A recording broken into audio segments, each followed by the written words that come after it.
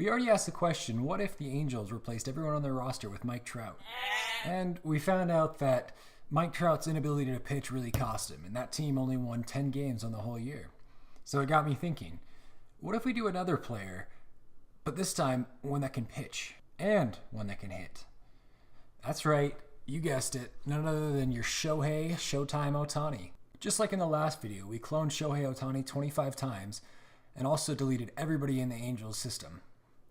Shohei Ohtani will be playing every position on the field. That includes catcher, all the infield spots, all the outfield spots, and DH. In addition to that, he'll be our only pitcher. And considering he's a two-way player, we have a lot of pitchers to work with, 25 to be exact. With Shohei Ohtani's ability to hit and pitch, I think the Angels will be going back to the playoffs for the first time since 2014. Just like last video, we're going to sim ahead to the All-Star break. I'll give you a little sneak preview of how everything's going, and then we'll do the big reel at the end. So we're back at the All-Star break, and this time, if you can't tell, we have significantly less representatives than we did in the playthrough with Mike Trout. Does that mean we're doing better? Does that mean we're doing worse? I don't know. You're going to have to wait till the end to find out. So we're at the end of the season here, and unfortunately, didn't make the playoffs. We finished just under 500. At the All-Star break, we had a comfortable lead over the Astros. We had about 4 or 5 games on them.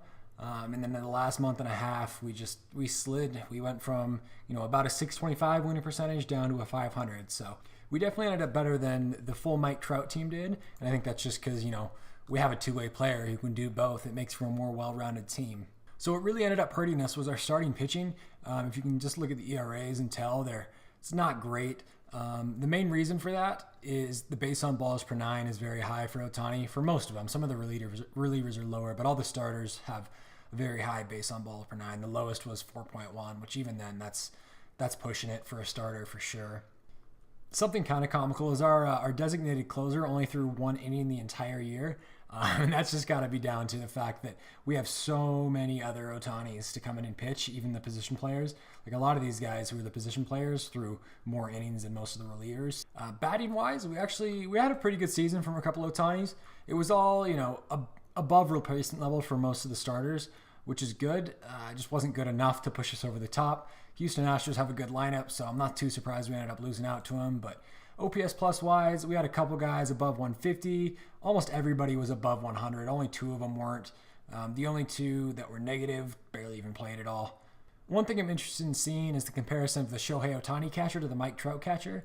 Offensively, just as good as any other Ohtani, but the fielding stats is what I'm interested in. So only 58 pass balls. That's significantly better than Trout's near 1,000 pass balls. The zone rating is also only negative 17.8, which is bad for a catcher, but it's better than Trout's negative 274. So overall, this team did all right. Finishing 500 isn't terrible, but for a team stacked with Shohei Ohtani's, I was hoping for a little better. I think if we ran the simulation again, the ERAs might come down, they might go up, but these ERAs seem a little high for Ohtani's. I'm not sure what that's all about. I think if you had a couple two-way players who focus more on hitting or more on pitching, but could both do either one, you'd end up having a really good team. A really big strength of this team is the bullpen depth. Obviously, it's all the same players, so they're pretty even in skill, but the ability to go to literally anybody on the team for bullpen relief and expect the same thing out of it has to be at least a bit of an advantage. So one thought I have is that a lot of our starters also had a lot of at-bats, so I'm thinking possibly fatigue set in with the extremely high amount of playing time, so that could have impacted the ERA. They could have been tired going out there pitching, which is never a good thing. I think that's going to be it though, guys. Thank you for watching this episode, and if you have any other ideas for cool simulations I can run, let me know down in the comments below. Thanks, guys.